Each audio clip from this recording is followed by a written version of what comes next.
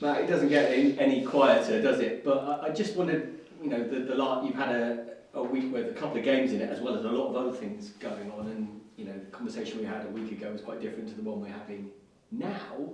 But I guess you look at it and go, that a week in football can go in the next week. We could be having a different conversation again. Yeah, no 2 weeks in football ever the same. It's obviously an interesting life in terms of one week you're up, the next week you're down. I've lived this life for a long time in terms of being in the industry, and you have to learn to be very resilient to the disappointments because there's a lot along the way.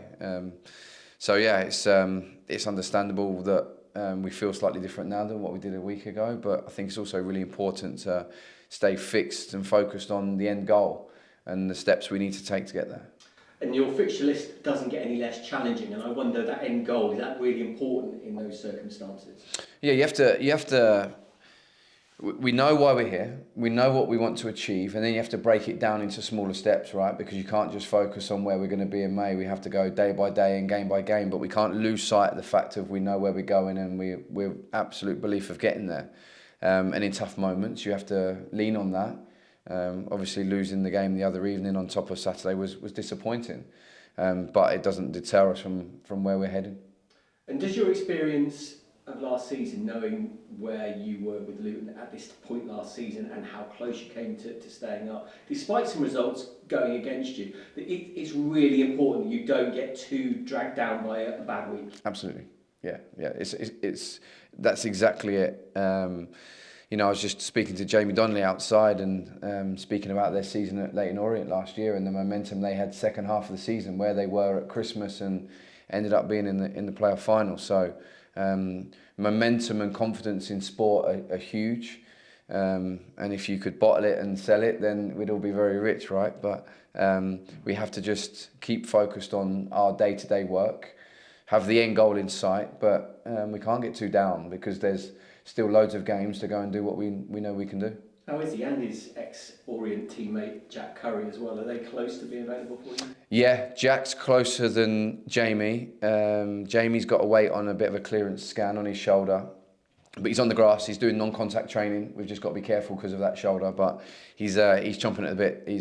He loves football. He sits and watches training when he's finished in his work, and he's sat there watching and stood watching. We can't wait to have him back.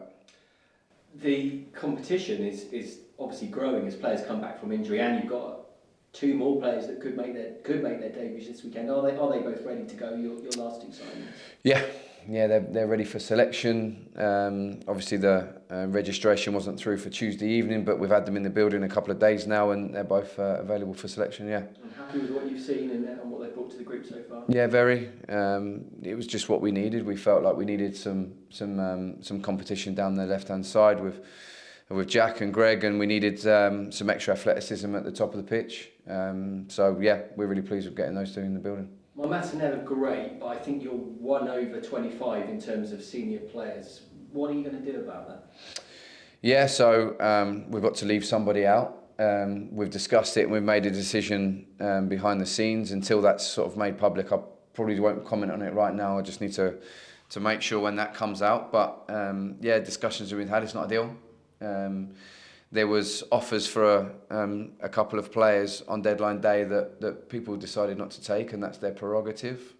So it's meant we're over, and we'll just have to have adult and honest conversations about that situation.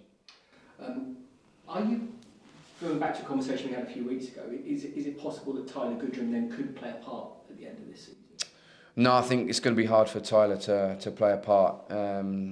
Possibly. So does he get registered or not? At this moment, he's not. Yeah. He's not registered right now, and if that's what we're going to leave one space open, is what we're going to do, and see who's ready to take it at what point. I think it's going to be hard for Tyler to be fit at any point this season, is my understanding. So I think the likelihood is that he won't be in that final 25.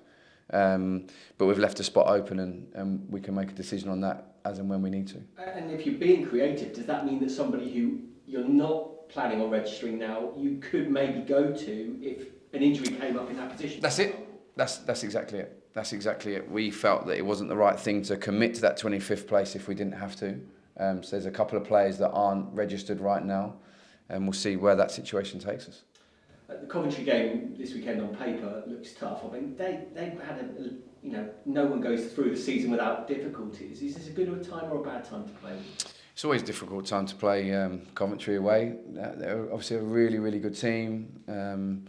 Got so many good attacking threats. As well, they've had a manager that's been there for a little while, so they all know their role within the team, and that cohesion is something that we're all searching for, right? The longer you're in a job, the more cohesion and understanding you have, and that's why as managers we're always asking for more time, and Frank's done a fantastic job there. So we're up against a really good opponent, really dangerous opponent, but we know that we've had some really good signs in the last few weeks, and we're really pleased with the progress we're making. Disappointed with the last two results, but there's been some good signs, and we're looking forward to the game. Matt, just one more from me, I think, really. Alex Neil says he didn't particularly want Izamo to leave. How, I guess, like that shows his worth in the Championships for a team that's up there to really want him. Yep. How valuable is that for you to have a character like that? Yeah, I mean, I think I said it the other night. Idamo's a boy that the club have been watching for a number of years, and I certainly, as a manager, have been watching him for a number of years as well. I think he's got really high potential, and I'm really excited for the chance for us as a football club to bring out that full potential. You know, I think that it shows that how highly he was thought of at Millwall, that Alex didn't want him to leave, but at the same time they've got some fantastic players in front of him that meant his minutes have been, maybe slightly limited. We believe that if we give him a higher exposure to more minutes, then we can get even more out of him, and he's really hungry for more. He really wants to play more football, and if we can give him a platform to do that, then we're really excited by the player we have on our hands. Yeah, I was going to say that from what Alex says, they wanted to offer him a new contract, and he wants to go and play football and get on the pitch. To have a character like that in this scenario, this stage of the season, I guess that's what you want. Yeah, and it's really hard as well as a football club. If you look at Millwall's trajectory over the last sort of year since Alex has been there, they've really sort of, I mean, even under Neil, right? They were a playoff chasing team. Now this year they're playing really, really well, and it makes it hard for those lads that aren't established first team starters to really break through at times. And if you look at the wide players that they've got at the club, Idamo's just found it hard to really nail down that starting spot.